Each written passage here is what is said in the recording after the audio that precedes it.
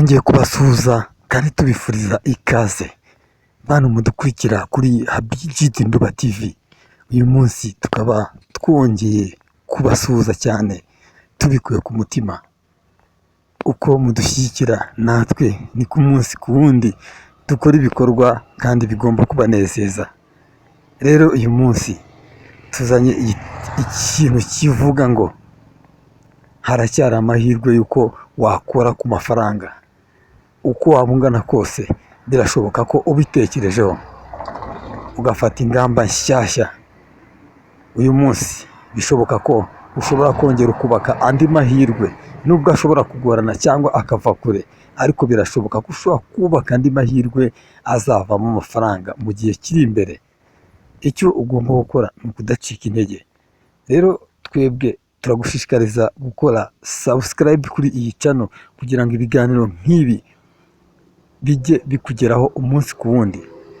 Rero hano kuri Habijiti Nduba TV murabizi ko dukunda kwigishiriza ibintu bijyanye n'iterambere, ubumenyi, indimi, ibintu byose byaguteza imbere byatuma uba undi muntu ukomeye, byatuma uzatungurana.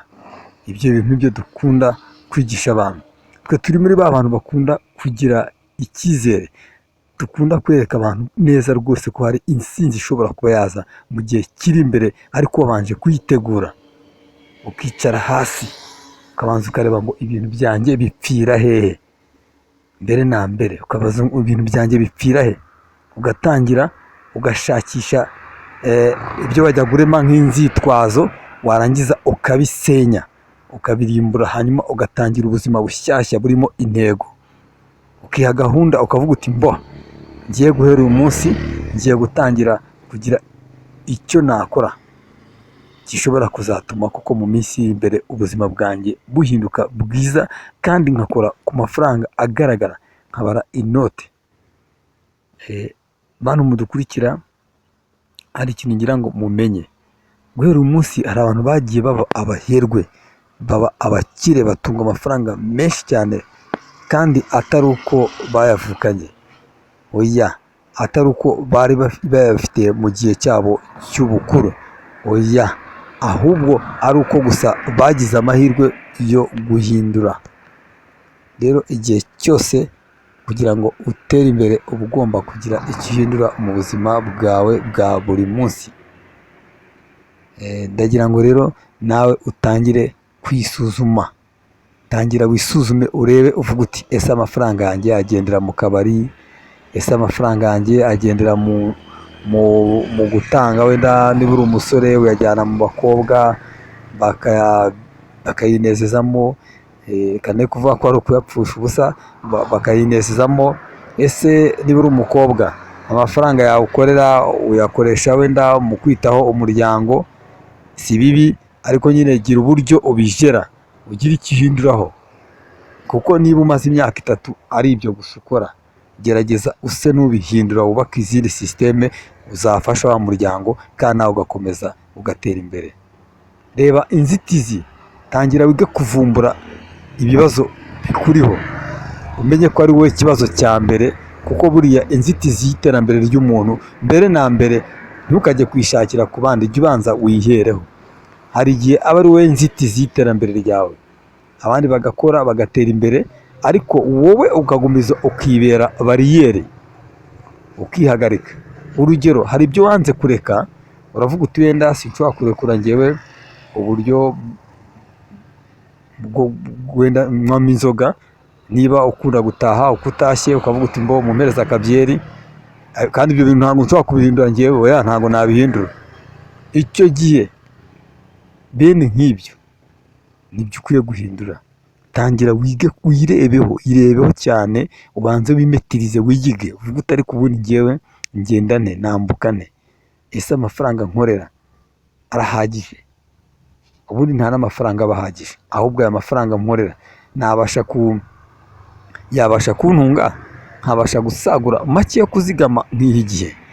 Ese ayo mafaranga nayo nyasigamye igihe runaka, ntabwo nshobora kuyafata nkaba nyashinzemo akandi ka business gato nako kabakunguka, nkongera nkazigama ejo bundi nkafungura kandi twa tu business tukaba tubiri twanyongera amafaranga runaka, kubera duhuriza hamwe natwe tukikusanya tugatanga andi mafaranga, nayo akagufasha kongera kuzamura ikindi gikorwa kinini, gutyo gutyo ukagenda wiyubaka mpaka rwose ubaye umuntu w'umuherwe utunze amafaranga menshi cyane mu buryo butunguranye.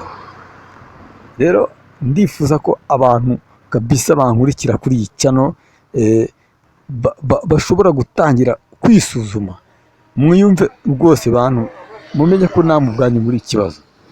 Twese ubwacu turi ibibazo, ni twe ibibazo bituma iterambere ryacu rigenda gake. Nk'urugero, nidutangira kwibaza wenda ufite imyaka 30, 20, 40, nudatangira kwibaza uko uzabaho ufite imyaka wenda 80, ugize amahirwe, kandi birashoboka cyane. Hari umugabo umwe twakoranaga ahantu akora muri salo, ngiye icyo gihe nikoraga ibintu bya tekinike kuri abantu bashakira ubuzima, noneho akajya afata amafaranga yose yari afite, ubwo yose arayakoresha, birangira yose ayamaze. Ariko nyine mu kuyamara yumvaga ko afite ikibazo cy'uburwayi nyine bukomeye, akibwira ko nyine amafaranga ye agiye kuyarya yose akayamara hanyuma akipfira. Yarayariye amafaranga yose arayamara, iyo salo yari ayibereye bosi, afite n'ahantu afite amazu, agenda birya buhoro buhoro, byose arabigurisha, birangira bigurishije byose abimaze. Ni ibintu yari agezeho, ariko aza kugira uburwayi, ariko agira n'undi mubare mubi, bya bintu byose arabigurisha azi ngo agiye gupfa. Byarangiye na n'ubu ngubu akiriho, nta kintu yigeze aba, yaragumije agundagurikana n'uburwayi aho ngaho kugeza na n'ubu ngubu. Ariko ubu ngubu ni umukene, ya mafaranga yose yarayakoresheje nabi, ayarya ngo azi ngo agiye gupfa, birangira adapfuye. None rero ni gute udashobora kubara ngo uvuge uti niba mfite imbere wenda imyaka wenda 20 yo kubaho, reka ni porogaramu, nubwo ntabizi ariko ndabizi ko Imana ishobora no kumpa amahirwe nkanayirenza cyangwa nkanayigarukira munsi.